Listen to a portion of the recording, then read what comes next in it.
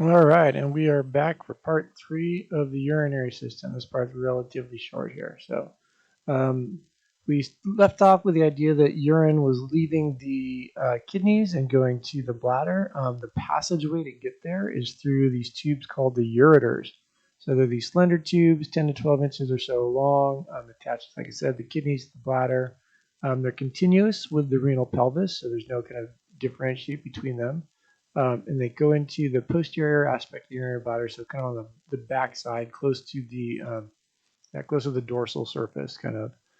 And again, they run behind the peritoneum, so they're not actually within the abdominal cavity there.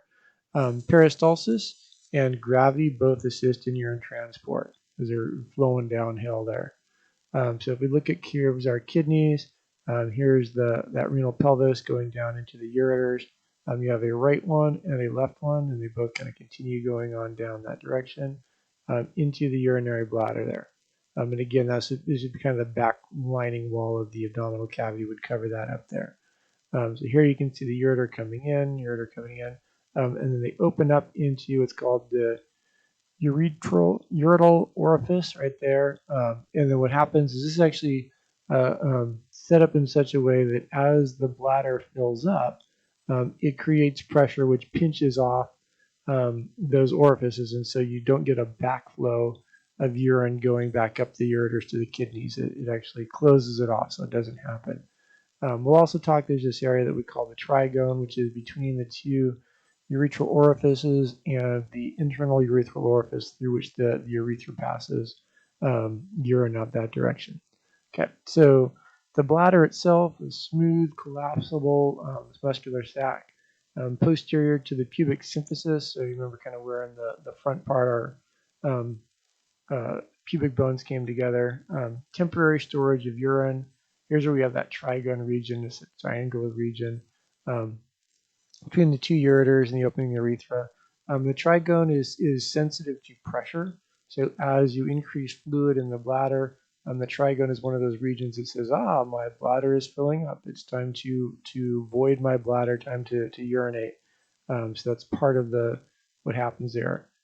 In males, we also have a prostate that surrounds the neck of the urinary bladder, and I'll show you an image kind of where that is as well. So here we're looking at, again, just kind of a bladder here. This is probably female, but we'll move on to the next part here.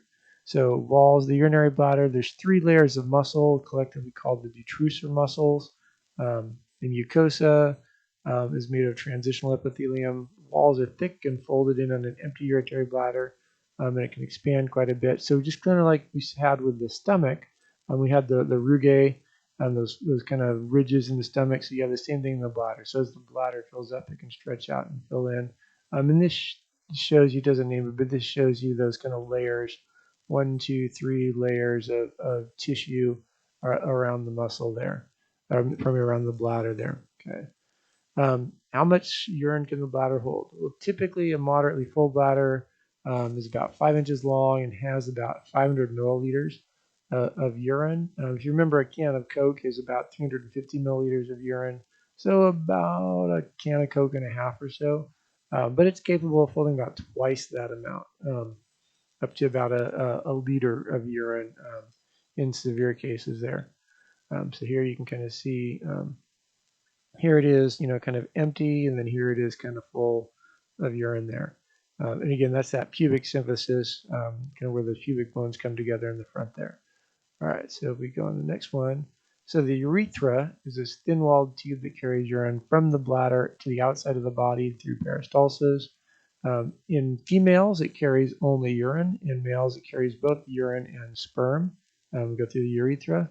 Um, and the release of urine is controlled by two different types of sphincters. We have the internal urethral sphincters, involuntary and made of smooth muscle, and the external urethral sphincters, voluntary and made of skeletal muscle. So very similar to what we have with the anal sphincters, with an internal and external sphincter. Similar sort of things with the urethra right at the base of the bladder there. So here we are looking at the bladder. So this part right here is that internal urethral sphincter. So that's involuntary, and that's sensitive to pressure. So as pressure builds up, you have more urine in there.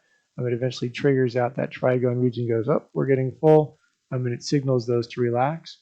and then these external urethral sphincters which wrap around it, right? So even if this is relaxed, we do have some conscious control of these skeletal muscles. We can kind of clamp down on that and keep from urinating when we don't want to. All right.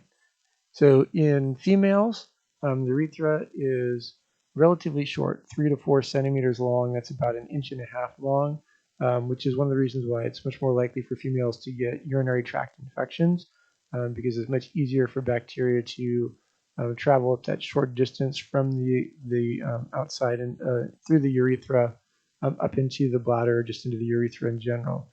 In males, it's much longer, 20 centimeters or so, 8 inches long. Location-wise, in females, it's anterior to the vaginal opening, so it's more towards the front. If you kind of think of kind of your underwear zone for females, you've got 3 orifices down there, and the very first one in the front is the urethra. Then the middle one would be the vagina, and then the very back you'd have the anus. In males, kind of in your underwear zone, you're going to have 2 orifices. The opening in of the urethra, it's called the meatus and the penis, and then the anus in the back there. So in males, the urethra travels through the prostate and the penis. So there's 3 different regions they call prostatic urethra, membranous urethra, and spongy urethra. So if we look kind of male image, so here you can see the bladder, probably the ureters coming down to the bladder here. And then the urethra is going to come out here. So where that opens, we have that prostatic urethra. So this is surrounded by the prostate. And then we have the membranous urethra, which is right here. And this is also where we've got that external sphincter as well. And then we've got what's called the spongy urethra, and that travels down the length of the penis kind of going out that direction there into the external urethral orifice. And we'll talk about that next time when we talk about reproductive organs. Again, that's just kind of more female, typical kind of length there. Relatively short between the internal urethral orifice and the external urethral orifice there. So the actual act of urinating is called micturition. This is the voiding or the emptying of the urinary bladder. So there's 2 sphincters to control it. We talked about that. Bladder collects up to, that should be about a milliliter there. So stretch receptors transmit impulses to the sacral region of the spinal cord, and then those impulses travel back to the bladder via this other nerve. Don't need to worry about the nerve, just stretch receptors signal it to happen. And then when contractions become stronger, urine is forced past the involuntary internal sphincter into the upper urethra. This is where the urge to void or urinate is felt. And then the external sphincter can be voluntarily controlled, so that micturition can be delayed usually. All right, so that gets us to the end of that part. So the next class, we'll look at Lab 27 and reproductive systems. Like I said, hopefully we'll do that in one period, but we'll kind of see. I need to look at the schedule and kind of how many days we've got left. So thanks for listening. It's another body system out of the way. All right, and that's it for today.